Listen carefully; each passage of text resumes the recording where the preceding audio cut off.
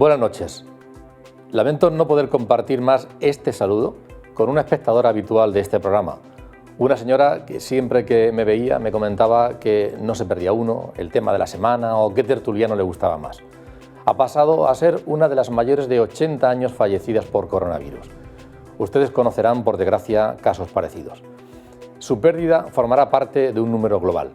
Los medios solo la destacan cuando es de 30, 40 años y es normal que nos impacten estos porque son menos frecuentes y queda truncada una mayor expectativa de vida.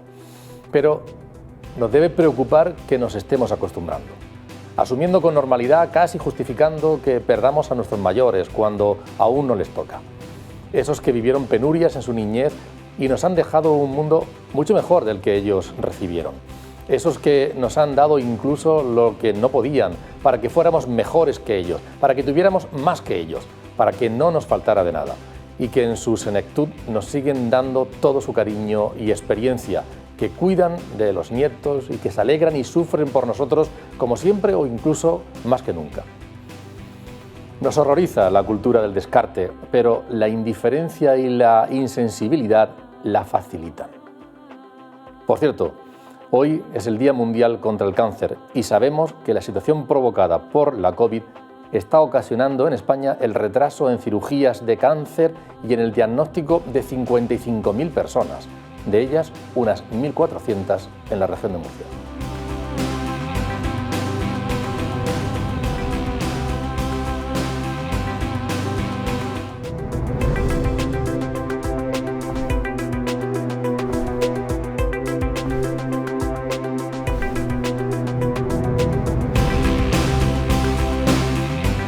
Bienvenidos al programa en el que contamos hoy con la participación como tertulianos de Víctor Meseguer, es el director de la Cátedra de Responsabilidad Social Corporativa de la UCAM, con Pepe Rocamora, periodista, y con Mariano Guerrero, que es médico inmunólogo y director de la Cátedra de Gestión y Planificación Sanitaria de la UCAM, una persona con una trayectoria amplia y dilatada, no solamente en la parte médica, sino también de la gestión de recursos sanitarios. ¿Qué os parece, Mariano, por ejemplo, por empezar contigo, qué te parece la situación en la que estamos ahora mismo, tanto de personas que se están viendo afectadas por el coronavirus, de los recursos, cómo está ese nivel de recursos, y yo no sé si agotamiento, cansancio de la sociedad? Una breve fotografía de tu percepción, Mariano. Bueno, muchísimas gracias por volver a contar conmigo, y la situación no es buena, esa es la verdad. Me gustaría hacer un par de titulares muy cortos. Uno es una verdad que ahora ya la tenemos clara, y es la mentira del presidente del gobierno cuando dijo que hemos vencido al virus. Un disparate, y es que hemos salvado la Navidad, pero claro, ha costado 35.000 muertos, o va a costar 35.000 muertos. Y un reto, y es que a ver si somos capaces de cumplir alguna previsión, y sobre todo con información institucional. Y una imprudencia, la de siempre, seguir hablando de a ver si conseguimos la nueva normalidad. Estamos en una pandemia, estamos en la tercera ola, estamos con unos recursos sanitarios súper agotados porque no han tenido refresco. Tenemos más de 120.000 profesionales sanitarios que se han contagiado, de ellos casi 80.000 son enfermeros, es decir, fundamentales para esta situación. Estamos con una tercera ola que nadie se imaginaba que podía tener esta intensidad, porque la segunda fue, diríamos que, más estrecha y más suave, y estamos ahora ante un enemigo terrible, y es que el virus está mutando de una forma extraordinaria, y va a seguir mutando porque el virus tiene que seguir sobreviviendo, y en cuanto detecte más inmunizaciones, las mutaciones probablemente sean más agresivas en el sentido de supervivencia del virus, que eso no significa que tengan que ser más agresivas desde el punto de vista del impacto sanitario. Esa es la foto que podríamos decir en este momento. Parece que esta tercera ola está aplanándose, pero vendrá una cuarta ola porque intentaremos también salvar la Semana Santa. Ya los ministros dicen cosas de estas que a mí me parece que deberían de ser un poco más prudentes. Pepe Rocamora, ¿cuál es tu punto de vista ahora mismo, tu percepción? Pues tenemos la experiencia acumulada de lo que ha pasado con la primera, la segunda y la tercera ola. Y entonces lo de la Semana Santa parece evidente que o volvemos a meter la pata y los políticos no se atreven a decir que no se puede hacer nada, o esto no hay quien lo corte. Así de sencillo. Los políticos de todos los colores, No, que sin no duda. veo yo diferencias en unos y en otros. Sí, lo que pasa es que oyendo ayer no sé si llamó la atención Víctor, Fernando Simón decía, bueno, vamos a tener una previsión, tenemos Semana Santa, lo que es vivir la Semana Santa y temas de culto nada tiene que ver con salir a la calle y correr riesgos innecesarios.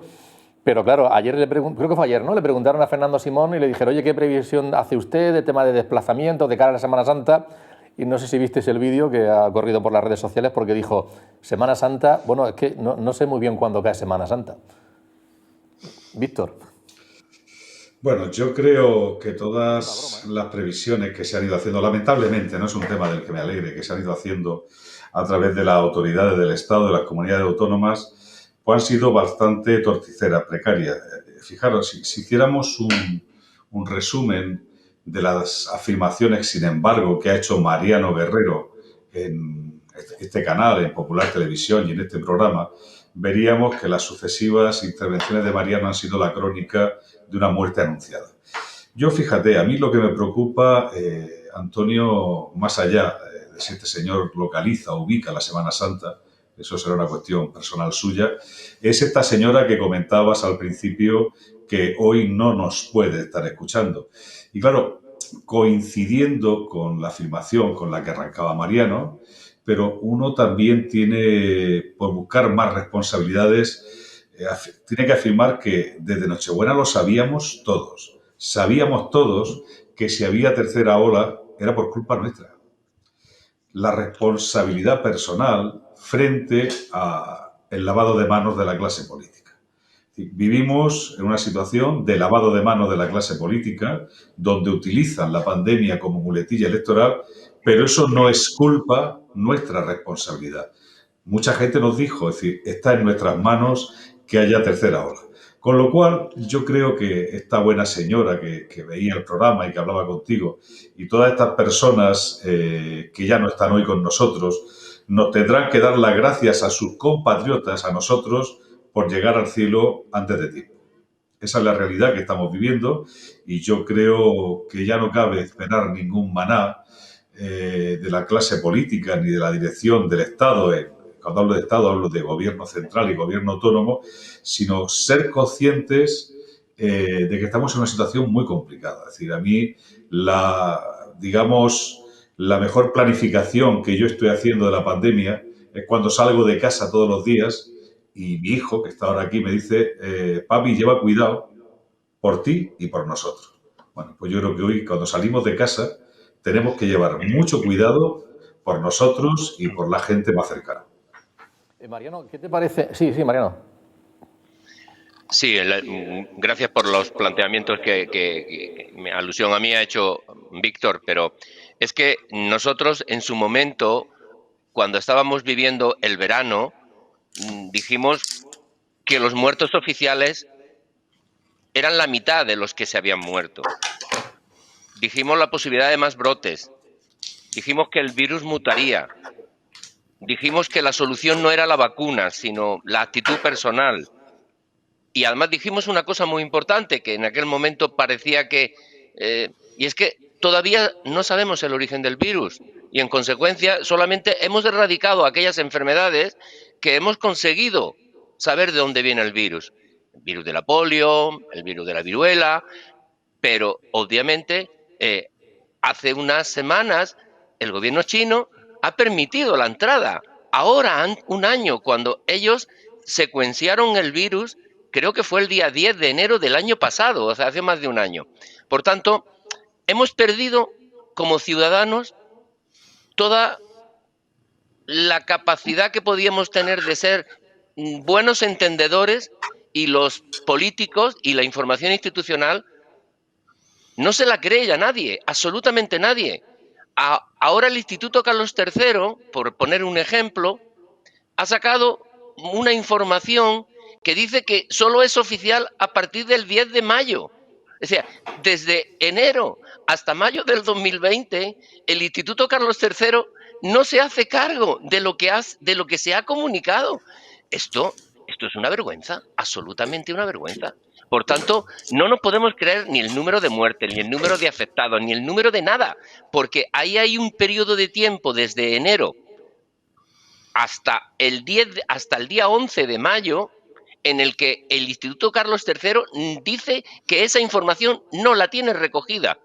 No deja de ser una vergüenza. Mariano, has hecho referencia a esa visita de los especialistas a Wuhan. Están viendo desde el mercado en el que dicen algunas fuentes que se originó el virus, hasta ese laboratorio de alta seguridad de China, donde dicen otros que se pudo originar o producir la transmisión entre animal y persona. Pero a estas alturas, después de un año y medio, ¿tú crees que expertos podrán sacar algo en claro? ¿O ha pasado el tiempo suficiente como para que no se pueda sacar conclusiones? Yo creo que para la investigación nunca ha pasado el tiempo. Es verdad que se podía haber hecho antes, sin ninguna duda. Pero es que el gobierno chino se negó rotundamente a que investigadores internacionales y además teóricamente independientes pasaran por allí para analizar esta situación, que por otra parte, desde el punto de vista sanitario es fundamental. Es decir, ahora estamos resolviendo los problemas de las personas que están infectadas, pero es que no sabemos cuál es el futuro. El futuro es absolutamente incierto. El virus, hasta que no conozcamos más su reservorio original, el virus ya está con nosotros, va a seguir estando y va a formar parte de nuestro hábitat. Y mientras que no tengamos más información, tendremos muchos déficits a la hora de poder atacarlo. Podemos atacarlo pues mejorando la inmunización o con algún fármaco que vaya saliendo, pero realmente tenemos que conocer el origen del virus para llegar a conocer realmente un tratamiento, más que un tratamiento, un diagnóstico y un tratamiento definitivo. Yo creo que es bueno que hayan ido, aunque han ido tarde. Pepe, ¿qué te parece el mare magnum de información que se produce sobre este tema? Al final, ¿cómo lo asimilan los ciudadanos y sobre todo con un periodo tan larguísimo de tiempo? Tú eres un profesional de la comunicación y sabes que al final cuando se da una información, pues bueno, tiene su recorrido. Pero ahora, ¿cómo se asimila eso? También desde el punto de vista sociológico, que es tu campo también. Pues resulta relativamente complicado, porque ni siquiera los periodistas, cuando vemos los datos, voy a poner casos concretos, los datos que nos da el informe epidemiológico de la comunidad autónoma, con todo tipo de detalles, y que nunca, y cuando digo nunca, y pongo la mano en el fuego para que alguien me diga si ha sido así en alguna ocasión, desde hace 10 meses, nunca coincide con el Ministerio de Sanidad. ¿Y el Ministerio de Sanidad con qué elabora sus datos? Con los que le facilitan las distintas comunidades autónomas, las consejerías de salud. ¿Cómo se explica esto? Bueno, esto es el mare magnum en el que estamos y en el que no se sabe quién lleva aquí el control de todas estas cosas. Si ni siquiera sabemos los números, ¿qué podemos esperar de todo lo demás? Yo dejo ahí la pregunta. A lo largo de estos programas que estamos haciendo desde que comenzó la pandemia no hemos fallado nunca ninguno. Con frecuencia ha sido presencial aquí en el plató y otras veces en este formato, porque la normativa legal en la región de Murcia así nos obliga, pero estamos siempre ahí dando información y recogiendo opiniones cualificadas.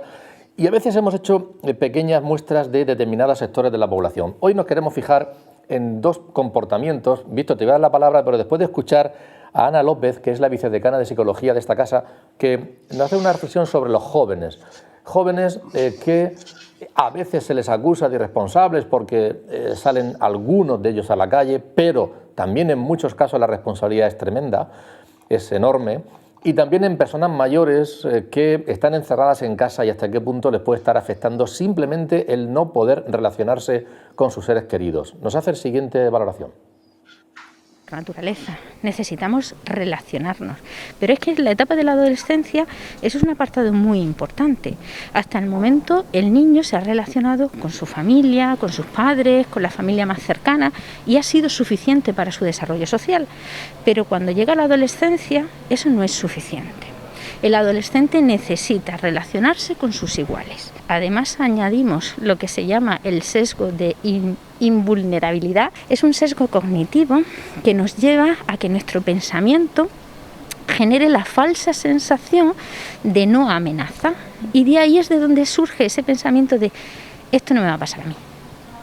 Y ese sesgo de invulnerabilidad es muy habitual en el adolescente. Si a esto unimos que además se trata de un virus que no es una amenaza visible, es decir, sí, sé que está ahí, sé que me puedo contagiar, sé que hay un riesgo, pero no es como, por ejemplo, ver venir a un coche que viene que a una velocidad extrema y te puede atropellar, o un incendio, o sea, no es realmente una amenaza visible para el adolescente.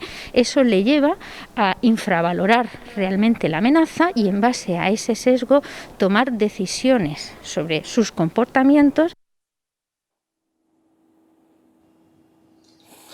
Pues yo, Antonio, sí, me niego a criminalizar a los jóvenes, porque conozco muchos adultos con grandes dosis de irresponsabilidad.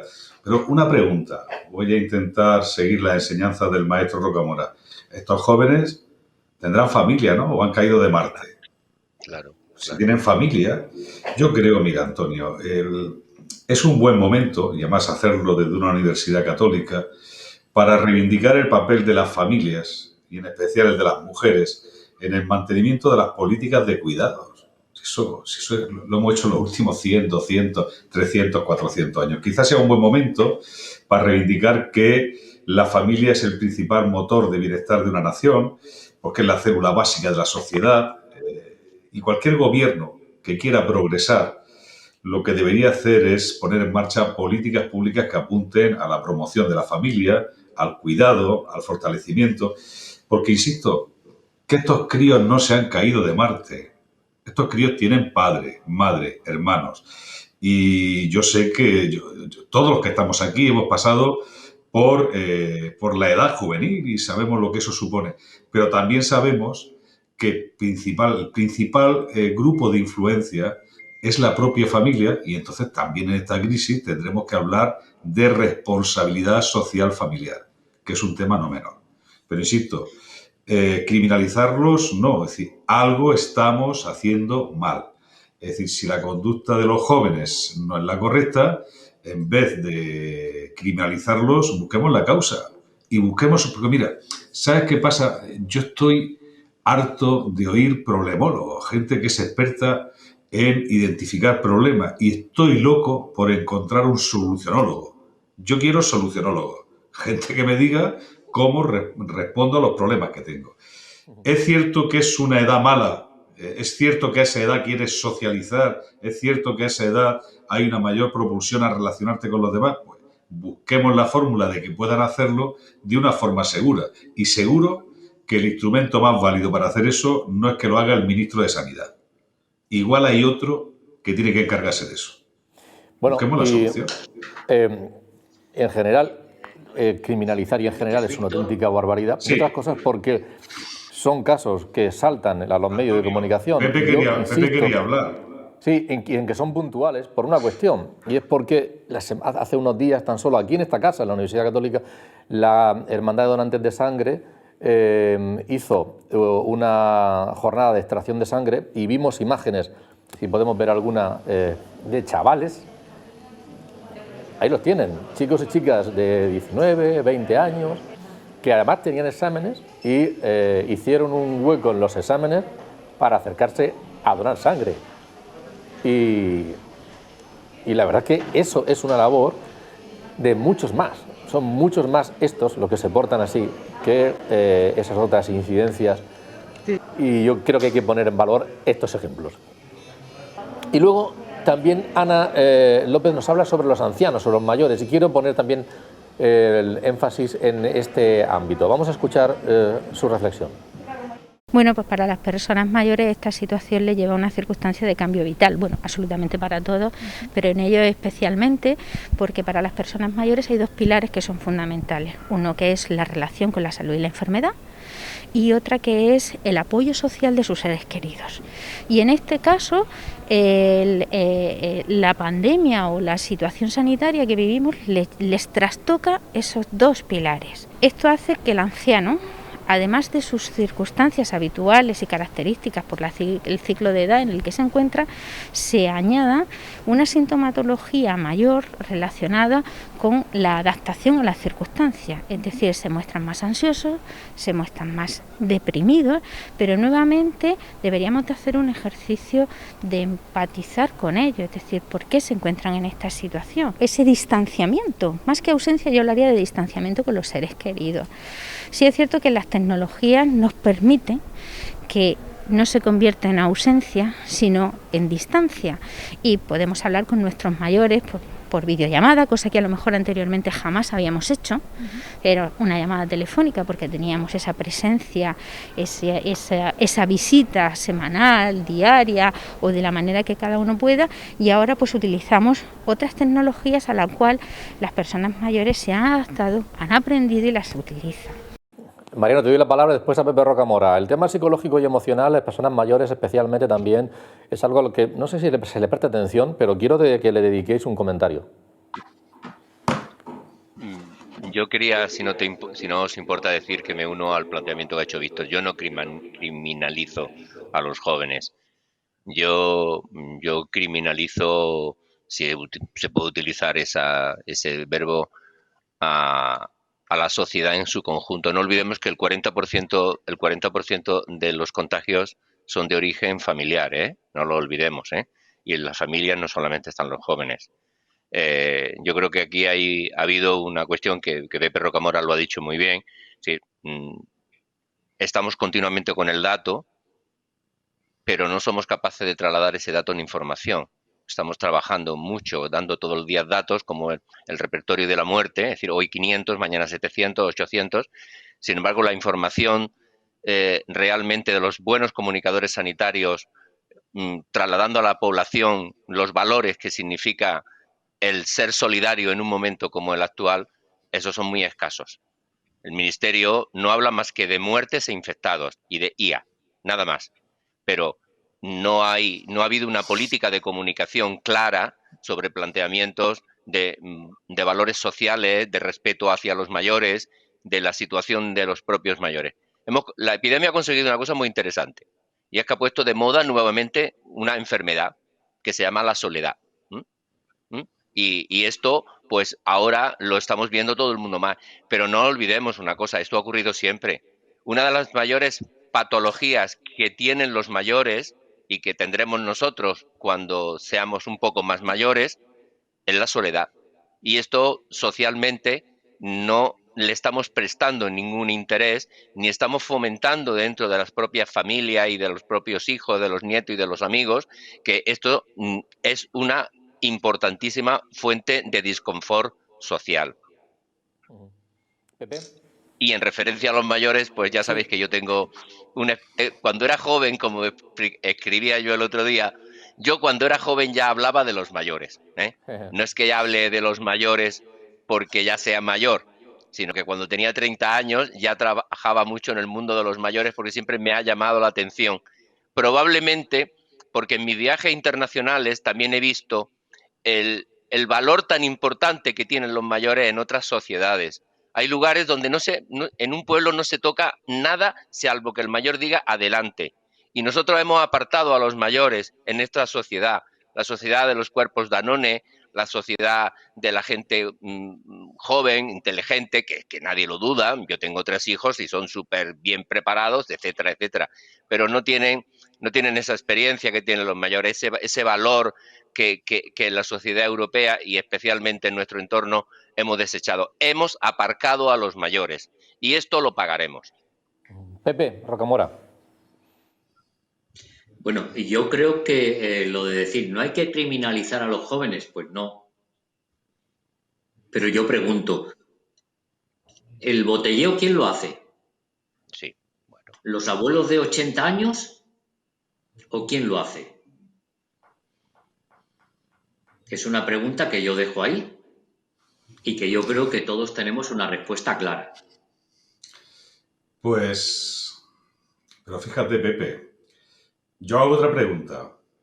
Acaban de cerrar un restaurante cuyo menú está entre los 70 y 100 euros por servir comidas sin estar permitido. ¿Quién paga el menú de 100 euros? ¿Los del botellón? No creo. Te digo más. Yo creo que hay más gente que va a los botellones que va a esos restaurantes. Yo creo que son más visibles. Es decir, yo conozco el tejido económico de la región y te puedo decir que hay más comidas clandestinas de las que parece. Posiblemente no en locales habituales. Pero además, mira, Pepe, yo si tengo que criminalizar, prefiero criminalizar a estos señores yo creo que se no han se saltado. trata de criminalizar a nadie, ni a ningún colectivo.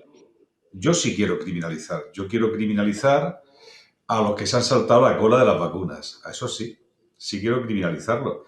No porque en España seamos más listillos y más pícaros que en el resto de Europa. No, sí, listillo y pícaro hay en todo el mundo. Pero en España tenemos una especial debilidad para, o más que debilidad, una especial capacidad de perdón, conmiseración, entendimiento contra los que rompen el cumplimiento de la ley. Siempre lo hemos tenido.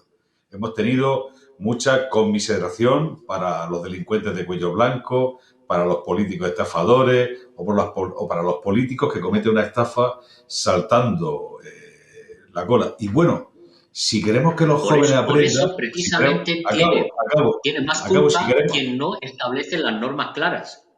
Si queremos que los jóvenes aprendan... ¿Cómo se sabe quién se salta la cola?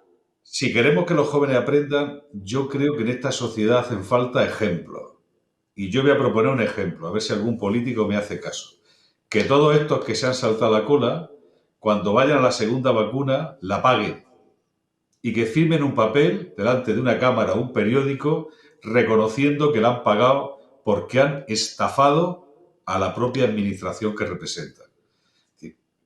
¿Qué ejemplo damos los mayores a los jóvenes? Yo creo que los jóvenes aprenden por aprendizaje vicario, ¿no? Insisto, no vienen de Marte. Igual que los políticos no vienen de Marte, los jóvenes tampoco. Y si hay un botellón de un menor de edad, vale, no es una práctica que a mí me pueda gustar especialmente, pero yo quiero interrogar a su familia. ¿Por qué el crío está haciendo el botellón? Bueno, y yo pregunto, ¿cómo se sabe que alguien se ha saltado la cola? ¿Leyendo las directrices que ha dado el ministerio se sabe? Yo no conozco a nadie que sepa interpretar eso bien. Parece ser que algunos sí se lo han saltado de una forma clara y diáfana. Y en Murcia tenemos un ejemplo. Pero ¿y el resto? ¿Cómo se sabe cuál es el protocolo y cómo este sí y este no? Pues el resto lo habéis dicho tú y Mariano. Decir, yo también lo he dicho. Y una médica, ¿se sabe en qué momento tienen que vacunarse? ¿Que está trabajando en tal sitio o en tal departamento? ¿Cómo se sabe eso? Mariano, pues se sabe porque yo creo que hay una administración que debe gestionar. Y si la administración no sirve para gestionar lo debe, pero lo hace. Apague y vámonos. Hemos dicho todos en este programa que hay un problema de falta de transparencia. Bueno, pues sí, hay falta de transparencia y Mariano acaba de hacer referencia que uno no sabe a qué atenerse. Pero insisto, los que gestionan lo público son ellos. Si son incapaces de gestionarlo, que se dediquen a otra cosa. Mariano, pues no lo hace. Ha habido como dos criterios. Hay criterios en varios países.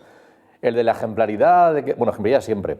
El que determinadas personas que son responsables, pues que se vacunen primero para dar ejemplo. En otros, no, las personas que están ahí en el frente de batalla. Bueno, yo no sé cuál será el mejor, pero en cualquier caso, lo que sí es cierto es que una vez puesto el protocolo, hay que cumplirlo. Y la ejemplaridad, sí, del cumplimiento de la norma, que yo decía hace poco, que no está en el Código Penal, no se trata de decir que ha cometido un delito, no, ha cometido una falta de respeto a la propia sociedad, pues hay que cumplirlo. Yo no sé cuál es tu punto de vista, Mariano. Bueno, yo creo que el protocolo se hizo en un momento que también lo vimos en este debate, cuando decíamos, pues que se vacune primero fulanito de tal, pues yo porque la vacuna no me la creo, yo porque pienso que no me voy a vacunar porque esto no es seguro. En ese entorno fue en el que se hizo el protocolo y por tanto el protocolo es un protocolo malo. Malo porque no está centrado. En cualquier país del mundo, las personas esenciales ante una catástrofe, ante una situación sanitaria, ante una invasión, ante una bomba, son las primeras que hay que proteger. Y esto no significa que no haya que proteger a los profesionales sanitarios, a todos, por cierto, a la limpiadora que está limpiando la UCI también, aunque sea de una subcontrata, que a ellos también haya que mantenerles, aunque ellos... Pero evidentemente el protocolo no es un protocolo bueno, es un protocolo que en el momento que vemos que alguien no de la primera línea que viene en el protocolo, que por cierto, cuando hay un protocolo lo que hay que hacer es cumplirlo, obviamente, pero el protocolo no es bueno porque se ha dejado fuera de ese protocolo a personas que son esenciales para cualquier mantenimiento y estabilidad del país. Y obviamente eso, sin ninguna duda, pues ya se está reconociendo en algunos. Lo que pasa es que habitualmente lo que hacemos es el tú más. Es decir, pues tú te has vacunado, pues yo no te he vacunado. Pues, yo creo que el problema no está ahí. Estamos continuamente cayendo en la trampa. Yo creo que el problema no es quién se ha vacunado. Por más de que quien no cumpla la norma o quien se salte una ley tendrá que cumplir lo que diga la norma, el habérsela saltado. Pero yo creo que el procedimiento, la situación en la que estamos no es esa. La situación es que no somos conscientes como sociedad, y ahora estamos con las vacunas, que esto es una pandemia. Yo lo he dicho en este foro muchas veces y fuera de este foro bastantes más. Esto es una pandemia y las pandemias se resuelven con tiempo, con calma y con disciplina. Y no tenemos ni tiempo suficiente, no tenemos ninguna calma y somos un país poco disciplinado.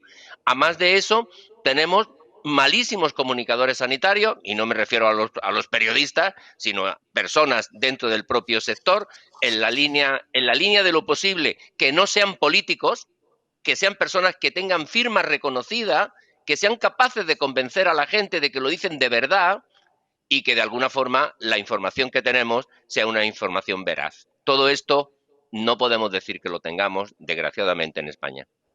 Pepe, cuadrar el círculo es muy complicado. Estamos hablando del problema sanitario, pero también estamos en una situación que está derivando una situación económica y social muy complicada. Los datos del paro que se han conocido esta semana son terribles a nivel nacional y especialmente en dos datos me ha llamado a mí la atención por lo menos. El desempleo juvenil es muy elevado y además es el más alto en España de toda la Unión Europea. Y luego se ha acrecentado también la diferencia entre la brecha entre el empleo de hombres y mujer. La mujer todavía más castigada. Sigue estando la amenaza de que si hay un cierre corto, intenso, si se hace más a largo plazo, y hay sectores, el turístico esta semana, ayer me parece y hoy, se han dado datos de las pérdidas económicas, la que va a haber ahora en Semana Santa, pero es que para el verano la previsión es complicada. Nos estamos adentrando en una situación económica muy difícil para las empresas, para los vecinos, y si antes hablabais vosotros de que cada vez tenemos más cerca personas afectadas por la enfermedad, también tenemos cada vez más cerca personas afectadas por las consecuencias económicas. ¿Tú qué valor, qué importancia, qué dimensión le das a ese problema económico y de paro en el que nos estamos metiendo? Primero, no creo que tengamos más personas afectadas por esta situación. ¿Por qué? Porque estamos todos afectados. ¿Qué es lo que sabemos por la experiencia acumulada? Que si podemos hablar de la gripe española y de lo que pasó hace un siglo exactamente, y es que el mundo cambió. ¿Qué es lo que va a pasar después de todo esto? Pues que lo va a cambiar todo. No es que solamente China sea la primera potencia económica mundial, es que nos afecta absolutamente a todos. Van a desaparecer oficios, van a desaparecer actividades y vamos a entrar en un nuevo escenario. ¿Cuál va a ser? Yo no lo sé, pero por lo que estamos vislumbrando, el mundo que conocimos a finales del siglo XX no va a tener nada con lo que va a pasar después de la pandemia. Así de sencillo. Y gente se va a quedar descolocada y vamos a tener un nuevo escenario en el que las condiciones van a cambiar. ese marco en el que nos hemos movido del estado del bienestar, yo creo que en el horizonte cercano no va a poder mantenerse. Víctor, Iremos al estado del sobrevivir. Víctor, el tema del Probablemente. desempleo y esos dos datos que yo hablaba, ¿te llaman la atención? Sí, me llama la atención, pero fíjate, dos previas, Antonio, es decir, por completar el debate previo de los compañeros. Yo estoy en desacuerdo con algunas leyes, lo cual no es óbice para que las cumpla. Y creo que la pandemia también se soluciona con ejemplos. Vamos al desempleo. Mira, el desempleo juvenil, a mi juicio, es una emergencia sanitaria, no social, sanitaria. Hay un estudio de la Organización Mundial de la Salud que dice que los desempleados tienen una tasa de mortalidad un 20% superior. Organización Mundial de la Salud. Yo me pregunto todos los días qué sociedad le estamos dejando a la gente que viene detrás. Es decir, esto no es fácil. Vamos a la parte de solucionólogo. Venga, para dar ejemplo yo también. ¿Cómo se arregla esto? Pues mira, primero con ejemplos como el que están dando muchas empresas. No quiero enrollarme, pero hay empresas que han hecho un esfuerzo considerable durante la pandemia para hacer menos cruda esta realidad. Te pongo un ejemplo. Hay una entidad empresarial que se llama Acción Social Empresarial. Es una asociación de empresarios católicos que lo que piden a las empresas es que sean más solidarias y que se orienten al bien común. Pero vamos a dejarnos las empresas y el gobierno. ¿Podemos hablar del gobierno? Mira, somos el país con menos ayudas directas a las empresas. Tenemos los fondos ICO, tenemos el tema de los ERTE, pero somos el país de la Unión Europea con menos ayudas directas a empresas. Oiga, si no salvamos el tejido económico empresarial, sobre todo pymes, ahora hablo de las pymes, esto no lo reconstruye nadie. El empleo tampoco viene de Marte. El empleo lo suelen crear los empresarios. Nos guste más, nos guste menos, hay unos señores que ponen capital a riesgo y crean empleo. Bueno, pues ese es otro elemento que tenemos que tomar en consideración. Y por último, el debate nacional está en los 144.000 millones de euros que vienen de la Unión Europea. No se pueden utilizar como ayudas directas, ¿vale? Eso hay que utilizarlo para reconstruir el país, para diseñar el país que Pepe Rocamora dice que está por venir y que yo coincido con Pepe. Pero, hombre, volviendo al principio del debate, espero que los fondos de nueva generación, Next Generation, lo administre un poco mejor que el protocolo de vacunas. No vaya a ser que después de los 144.000 millones de euros no hayamos reconstruido nada, no hayamos rediseñado nada y hayamos hecho un ejercicio de piratería que estamos muy acostumbrados en este país. Bueno, y yo quiero plantear una cuestión. ¿Es más grave el paro juvenil de la gente que tiene 19 años al de un señor que tiene 50 años? Esa discriminación por razón de edad no la veo. No, es una cuestión de números, Pepe, es decir, que es mucho más elevado. Es decir, que probablemente el señor de 50 años tiene una familia y puede que tenga hijos, algunos de ellos de 19 años. El desempleado mayor de 45 años, la mayoría de las políticas activas de empleo, nosotros estamos trabajando ahora mismo en la UCAM con un programa UCAM Senior de reinserción de mujeres mayores de 45 años. Pero a mí me preocupa mucho qué país le dejo a los más jóvenes. ¿Sabes por qué, Pepe? Porque los mayores votantes de los dos grandes partidos de este país somos gente de tu edad, la mía y mayores que nosotros. Y posiblemente eso tenga mucho que ver en lo que está pasando en la estructura del empleo en este país. Y no vaya a ser que por proteger, no los de 45, que hay que hacerlo, sino por proteger a los jubilados y prejubilados, no olvidemos de definir qué legado le dejamos a nuestros chavales. Y ahí tenemos responsabilidad todos. Es decir, voy a poner otro ejemplo. Esta universidad, la Universidad Católica, no solamente se preocupa de que los chavales tengan un título el mejor posible, con valor de uso y cambio. Hay programas que se llevan en el ITM, en la Oficina de Proyectos Internacionales, para mejorar la empleabilidad y la capacidad emprendedora de nuestros jóvenes. Insisto, somos la primera generación que le vamos a dejar a nuestros hijos una sociedad peor que la que recibimos. Mal vamos. Una sociedad peor, perdón, corrijo, que la que hemos vivido. Mal vamos.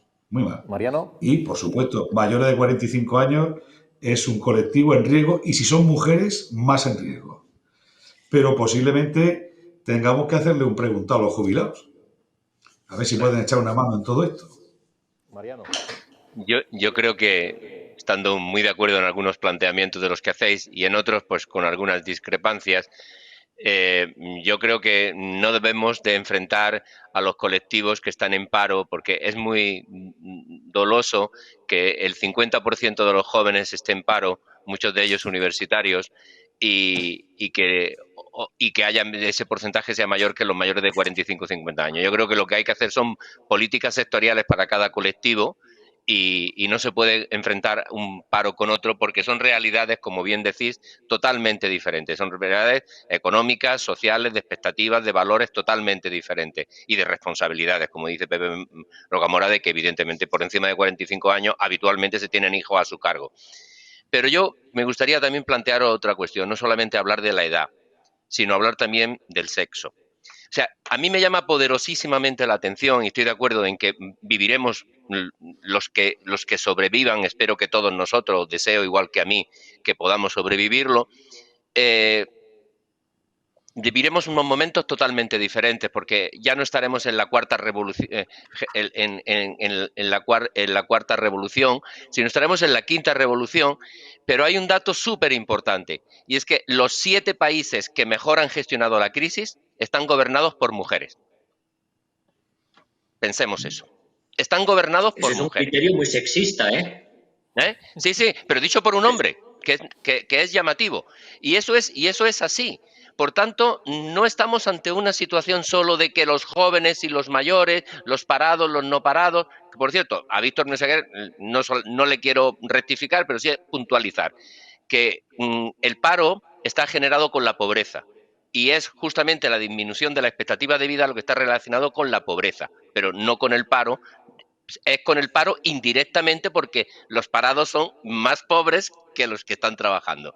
Pero es justamente la pobreza la que está. Ayer se lo explicaba yo a los alumnos de quinto de medicina de nuestra universidad, lo que somos los factores determinantes de la salud, que influyen muchísimo más los factores económicos, los factores sociales, los factores de hábitos de vida que el propio sistema sanitario, aunque el gasto del sistema sanitario sea el 90% de todo esto de lo que hacemos. Por tanto, estamos ante un nuevo escenario en el que las mujeres ya no van a ser simplemente profesionales, son líderes y van a ser líderes. Y en ese sentido, nuestra universidad es un ejemplo muy importante, porque es una universidad con muchísimas mujeres, con muchísimas responsabilidades importantes en el tema de las mujeres. Yo no sé si esto simplemente será un resplandor, pero qué llamativo que los 7 países considerados mejor gestionantes de la pandemia, los 7 están gobernados por mujeres.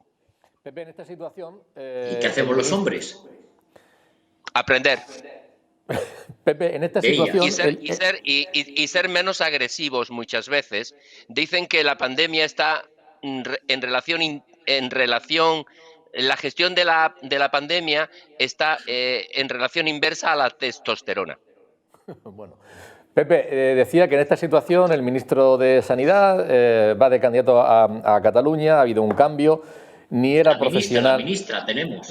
Bueno, digo el que era ministro va de candidato a Cataluña y ni el que era ni la que es profesional del mundo de la salud, que eso a Mariano y seguro que no es algo que le agrade a los profesionales, pero bueno, esa es la realidad. Y en esa situación se está produciendo además una convocatoria en donde allí en Cataluña hoy leía que el 20% de las personas que conforman las mesas o que deben conformar las mesas están presentando recursos para no acudir.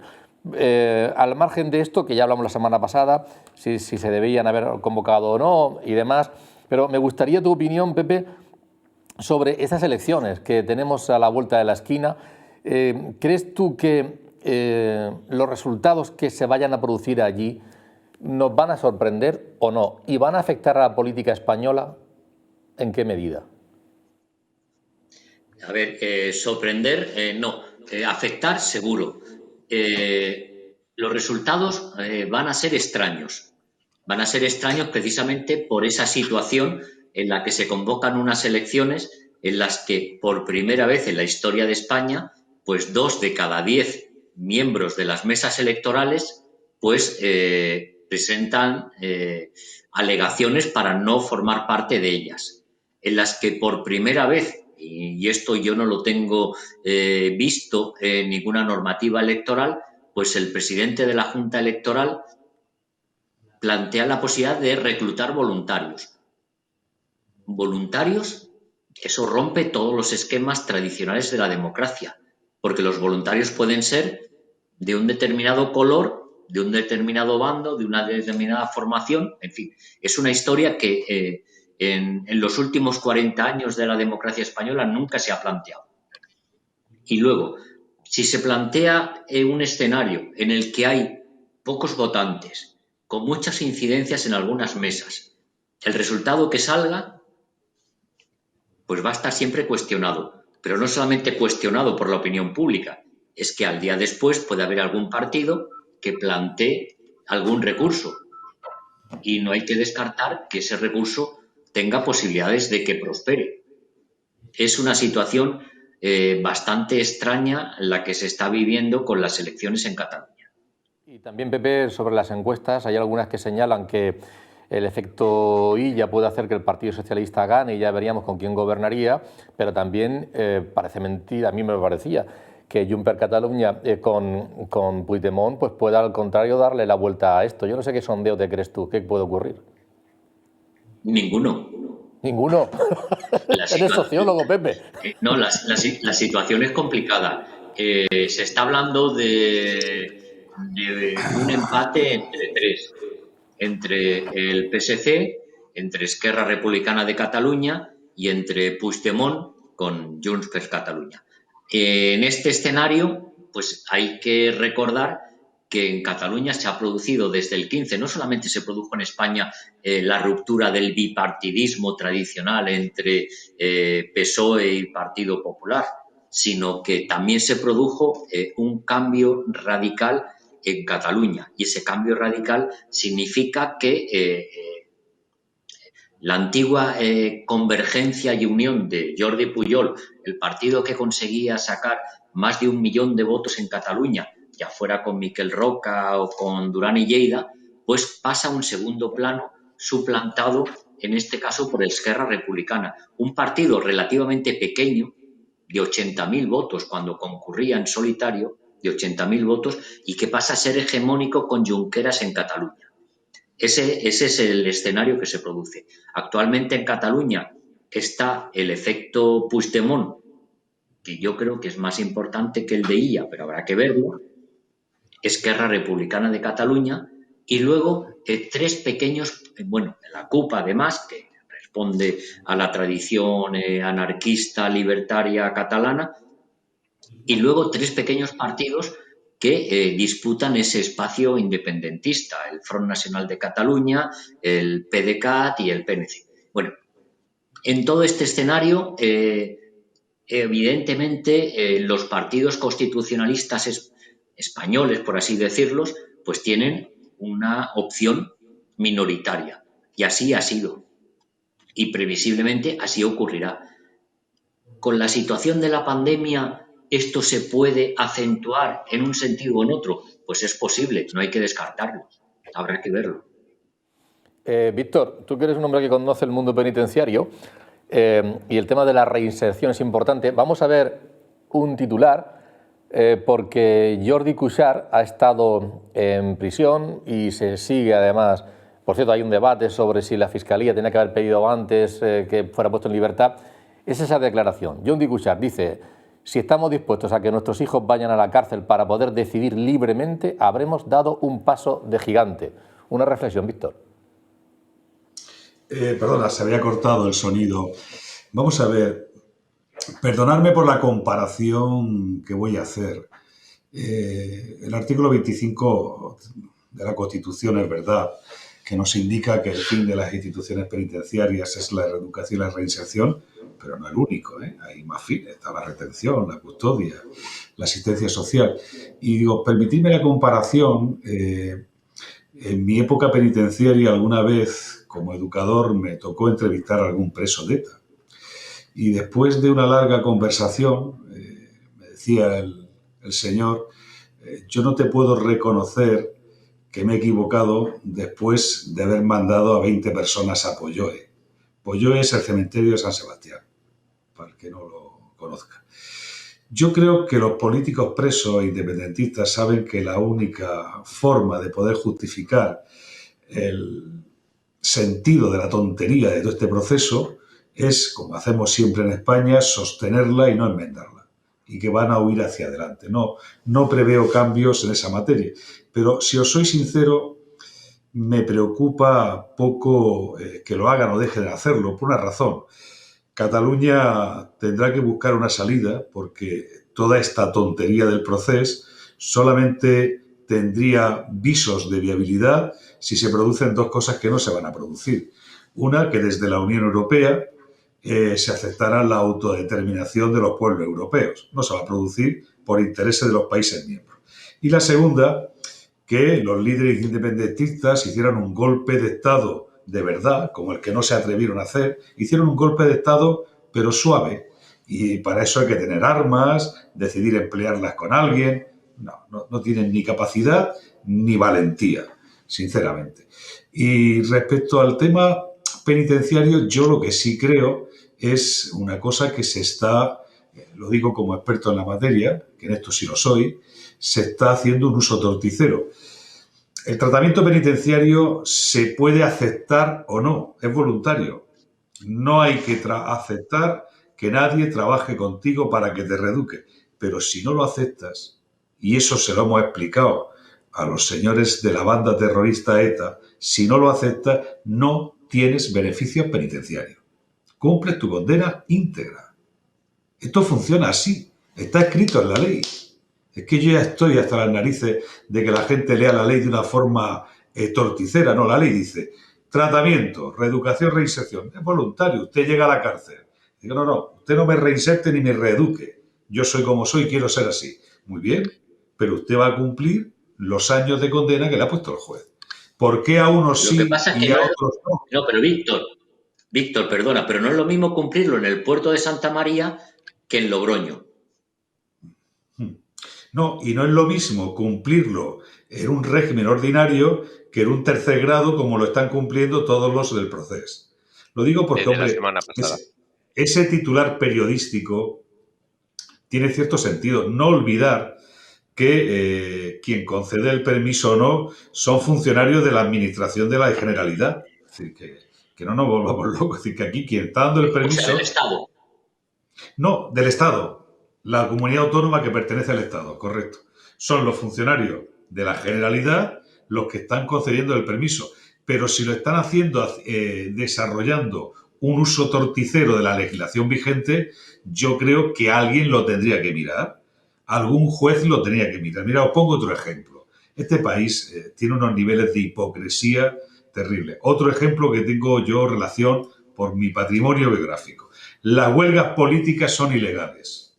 En Cataluña ha habido huelgas políticas. ¿Dónde está la fiscalía? ¿Dónde están los jueces? Luego, esos mismos fiscales, esos mismos jueces aparecen abriendo causas por tonterías, por auténticas tonterías. Porque un señor lleva un mechero y dice que va a quemar no sé qué. Pero tenemos aquí una agresión flagrante al derecho vigente y nadie hace nada. Y lo que está pasando con estos terceros grados, yo comprendería que los presos comunes que tenemos en nuestras cárceles un día se amotinen por trato discriminatorio. Porque si hay ley para todo. Es la misma para todo. Es decir, si la justicia existe, el metro es el mismo para todo. Pero bueno, eso no lo voy a arreglar yo, ni en esta vida ni en la siguiente.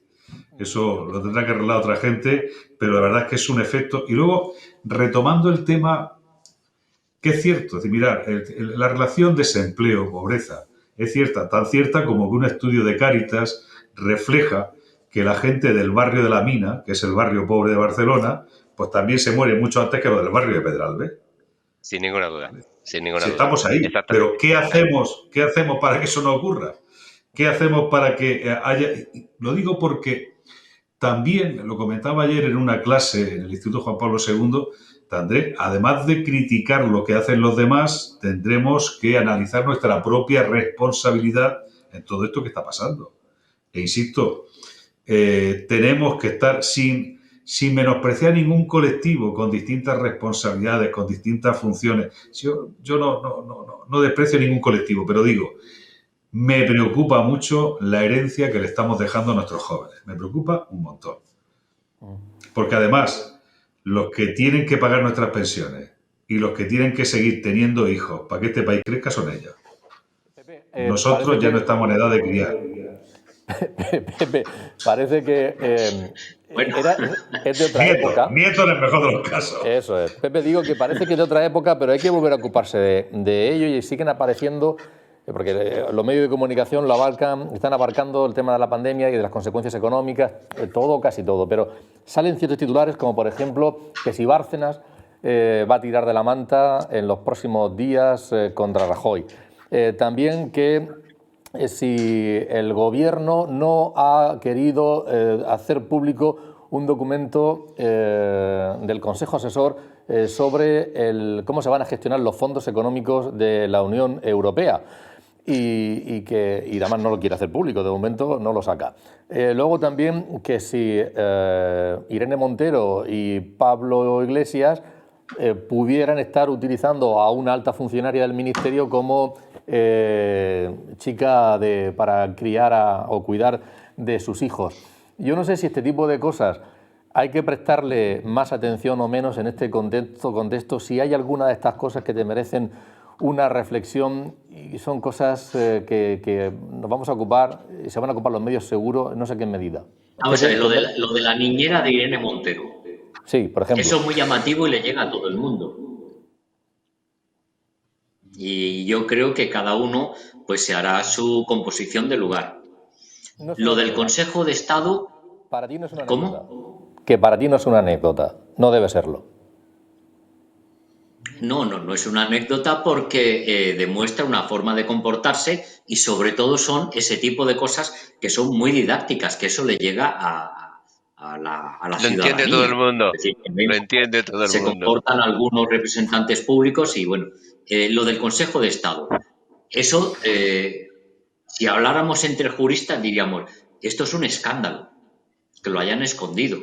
Para hacer el proyecto de la gobernanza de los fondos europeos y que cojan y que si se supone que el Consejo de Estado ha hecho un dictamen en el que desaconseja la fórmula que se ha planteado, en fin, pero eso es una cuestión complicada y que no afecta, digamos, al conjunto de la opinión pública, por así decirlo. Y quiero decir, estas son las reglas de juego y este es en el mundo en el que estamos. Pero yo creo que más que quejarse por las cosas que pasan, hay que decir, tenemos lo que hemos querido. Quien manda es el que la gente ha querido. Y la gente tiene que saber lo que quiere. Así de sencillo. Y en esa situación, Mariano, hoy es el Día Mundial del Cáncer. Y entre esas noticias que decíamos, que aparecen en los medios, no podemos dejar pasar una, que me gustaría conocer una reflexión tuya. Con motivo de la situación de la pandemia, en parte porque los recursos están volcados a las personas del coronavirus y en parte porque igual hay gente que le da miedo acercarse al médico, pero por esta situación global de la pandemia... lo que está sucediendo es que en estos momentos en España, ahí ven ustedes el titular, la COVID está retrasando el diagnóstico no sé qué pasó. de cáncer de unas 50, falta un 5 delante, de unas 55.000 personas, también de operaciones, y en la región de Murcia pues en torno a 1.400 o 1.500. ¿Cuál es tu valoración, Mariano, de qué puede estar ocurriendo con otras patologías, con otros problemas de salud graves, como puede ser el propio cáncer? Bueno, esto, lo que pasa es que ayer fue el Día Mundial del Cáncer y obviamente es una noticia importante, todo el mundo relacionado, la propia Sociedad Española de Oncología ha hecho su propio informe de estadística 2020, pero ya lo veníamos diciendo, inclusive lo habíamos planteado aquí. Es decir, la utilización de los servicios sanitarios con una nueva patología como es la patología generada por la pandemia ha hecho que se altere el normal funcionamiento del sistema sanitario y que llegue a unas situaciones de estrés total, estrés organizacional, estrés personal. Obviamente, muchas patologías de las que habitualmente se tratan en el sistema sanitario y especialmente las patologías más prevalentes, cuáles son las enfermedades crónicas, el cáncer y las enfermedades cardiovasculares, han quedado relegadas. Hay infartos agudos de miocardio que podrían haberse salvado y que han muerto o que están en circunstancias peores. Hay intervenciones quirúrgicas que en vez de hacerse en el momento se han retrasado un año y esto tiene sus complicaciones. Y el cáncer en particular, hay mucha patología de screening de prevención primaria y de prevención secundaria que no se ha llevado a cabo. Y eso hay que decirlo con claridad. En consecuencia, el impacto indirecto del COVID en la salud de la población, pues todavía no somos capaces de identificarlo porque muchas patologías, para saber el impacto, necesitamos varios años, como en el tema de las vacunas. Y en consecuencia solamente ha pasado un año, pero ahora ya empezamos a ver infartos de miocardio que no han sido bien tratados, enfermedades cardiovasculares y códigos ictus que no se están activando nada más que en un 15 o un 20%, retraso en las biopsias de patologías para sospecha oncológica, retardo en algunos tratamientos, aunque luego se diga que esto no se ha alterado. Eso no es verdad.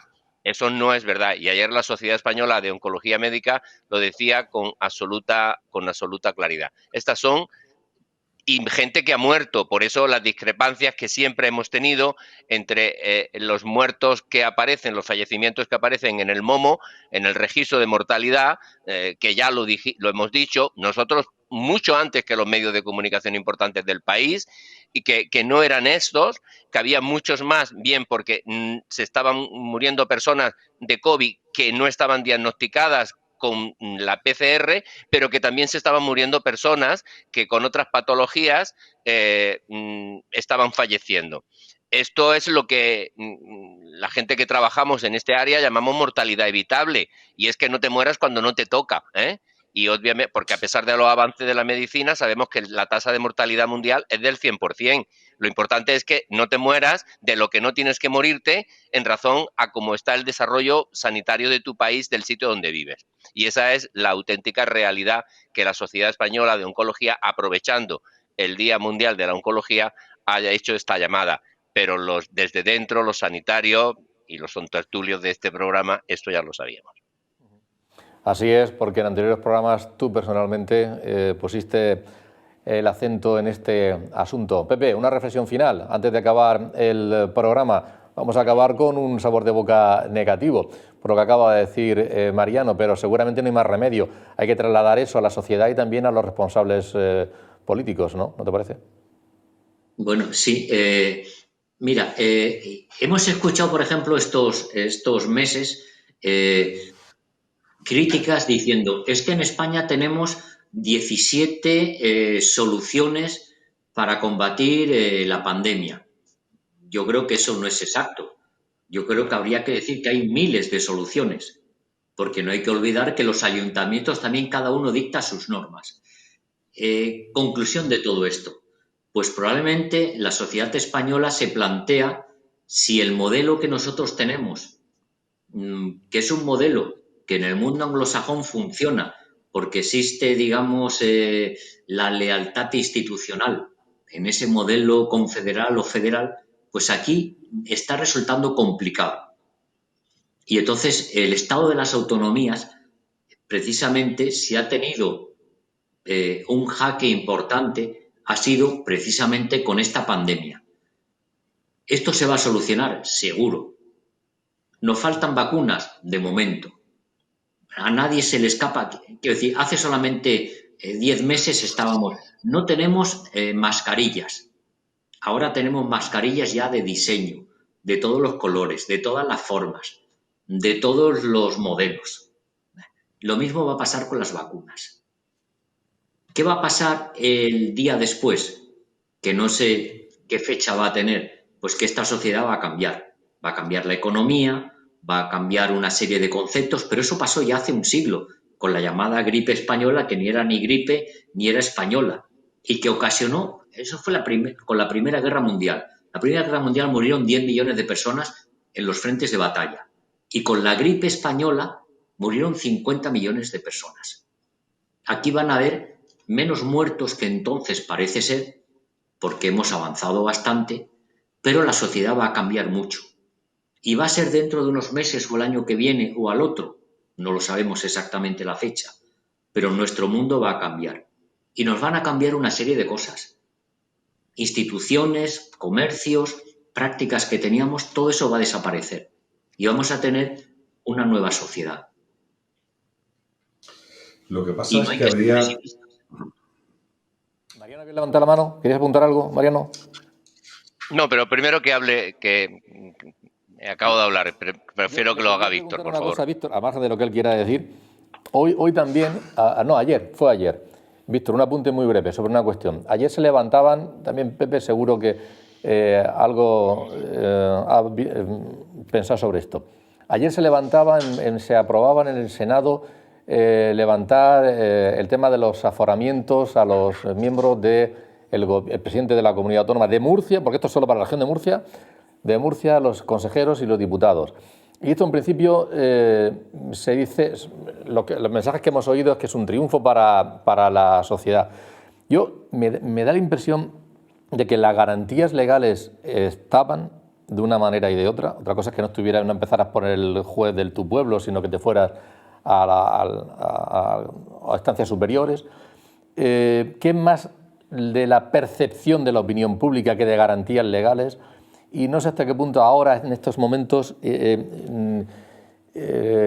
puede ser utilizado también por algunos políticos, algunos partidos de manera interesada. Yo no sé si es la panacea o si no lo es. ¿Cuál es tu punto de vista, Víctor? Y en cualquier caso que sea solo para la región de Murcia, que es a nivel de todo el Estado. Yo te voy a ser claro, es decir, no creo que la solución al tema sea aprobar, que el Senado apruebe esto y además lo apruebe solamente para la región de Murcia. Honestamente estoy en contra. ¿Por qué? La mayoría de los procesos judiciales se inician por una denuncia. Y no todos tenemos la misma capacidad de ser denunciables. Yo he vivido en esta región hechos muy parecidos. Unos han acabado en fiscalía y otros pues no acaban en fiscalía. Yo podría sacar ahora mismo aquí pues algún ejemplo sobre la legalización de alguna gasolinera en Cieza, podría sacar a colación con la legalización de algún cebadero evidentemente de cerdos, y además se han hecho por interés público, porque en eso sí coincido, los cerdos son un tema de interés público, sobre todo para lo que nos gusta comer. Con esto, ¿qué quiero decir? Es muy fácil denunciar a un político y con esta medida que adopta el Senado, honestamente pienso que el principio de presunción de inocencia lo hacemos más complicado en su gestión. No se trataba de que nadie no fuese enjuiciado, se trataba de que no se utilicen los juzgados como muletilla para hacer las cosas que se deben hacer en política. Esa es mi impresión en esta materia. Al final pervertimos los debates, Antonio, los pervertimos todos. Es decir, otra de las noticias que ha salido recientemente es la historia esta del AVE que llega a Orihuela, no llega a Murcia.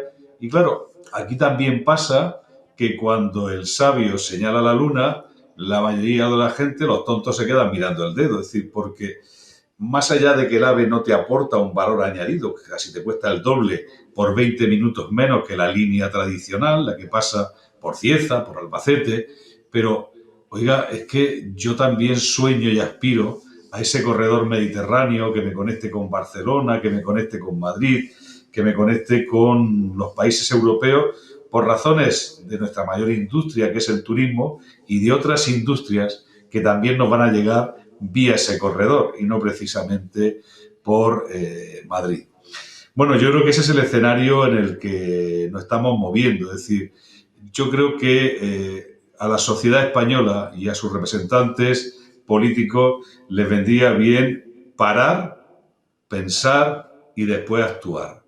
Estamos tomando decisiones muy en frío muy en caliente, con excesiva rapidez. Y eso no siempre es la mejor solución. Y luego, respecto al futuro, yo comparto lo que decía Pepe, pero creo que sí tenemos la obligación, siendo optimistas, de decirle a los que nos están escuchando, que es nuestra responsabilidad hoy, oye, a ver si procuramos. A mí me ha encantado eso que decía Mariano, que cada uno tiene una edad para morirse. Yo no tengo previsto morirme en los próximos años.